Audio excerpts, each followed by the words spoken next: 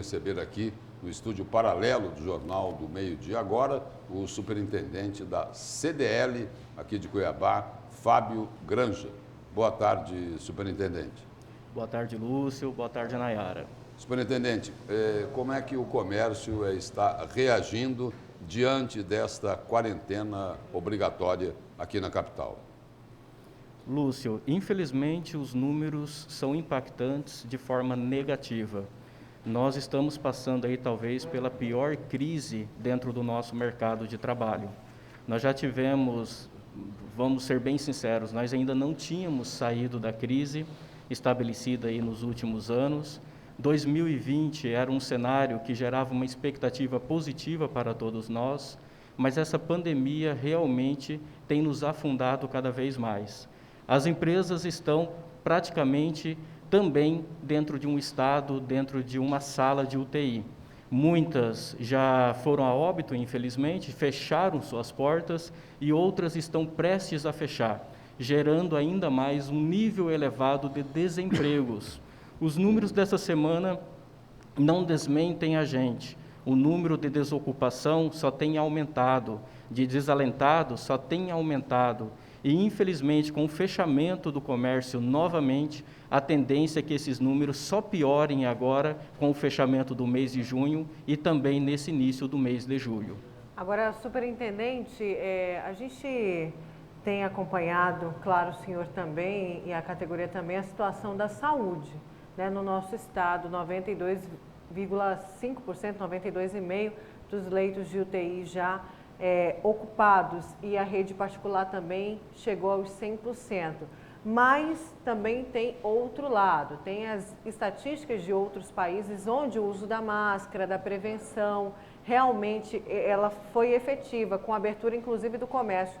O senhor acredita que as pessoas estavam seguindo as orientações, que é possível você ter esse cenário da saúde e o comércio aberto? Nayara, nós acreditamos que é possível sim, até porque podemos pegar até um exemplo aí da cidade de Nova York, onde decretou a quarentena, o lockdown, e os números só aumentaram com o fechamento do comércio. E não resolveu o problema da saúde e só piorou a situação da economia local.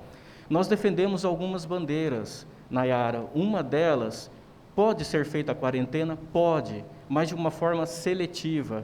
E para que possa ser feita de uma forma seletiva, tem que ser aplicado a testagem em massa. Nós temos que deixar em quarentena as pessoas que estão infectadas, as pessoas consideradas assintomáticas e as pessoas de alto risco, e não mandar todo mundo para casa. Nós não sabemos quem que nós estamos colocando como quarentena. Talvez não se resolva ou talvez se agrave ainda mais o número aí de infectados dentro da nossa cidade.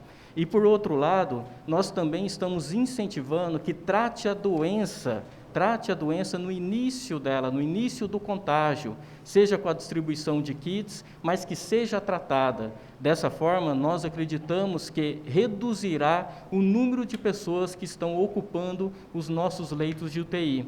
E por outro lado, que possa ter um alinhamento dos nossos entes públicos, das nossas autoridades, tanto na esfera municipal, estadual, federal, em prol do combate da pandemia, que nesse momento realmente nós estamos vivenciando uma verdadeira guerra. E para combater esse inimigo, nós precisamos ter um melhor alinhamento e um melhor planejamento, precisamos ser mais assertivos e não tomarmos medidas que infelizmente continuarão, dependendo da situação, matando pessoas pela doença, e também, por outro lado, a consequência é também gerar a fome, a falta de alimentos na geladeira, o desemprego e a desordem. E como não tem alinhamento e também não tem planejamento, que o senhor acabou de colocar aí como questões essenciais, a tendência é de que essa contaminação, essa pandemia, se agrave ainda mais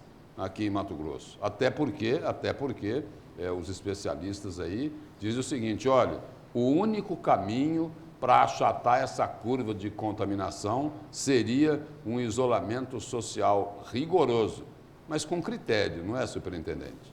Isso mesmo, Lúcio. Temos que ter critérios. Nós não podemos simplesmente decretar uma quarentena, mandar todo mundo para casa, fechar o comércio e desencadear aí uma consequência grave socioeconômica que poderão aí ocasionar situações ainda mais prejudiciais para o convívio da população. Nós precisamos realmente ter um planejamento mais bem elaborado para que possamos combater essa pandemia. E um fato, até que a Nayara citou no início, é importante reforçar: com a reabertura do comércio, com a exigência do uso da máscara, o aumento de pessoas que passaram a adotar a medida de biossegurança aumentou de forma significativa. Porém, eu deixo uma reflexão aqui: não adianta também tomar tantas medidas, sendo que o indivíduo, a pessoa, não ter a consciência de que ela precisa exercer o seu papel se adequando às medidas de biossegurança. Saiu de casa, independente do ambiente que ela esteja frequentando, use a máscara. Isso é fundamental, é essencial.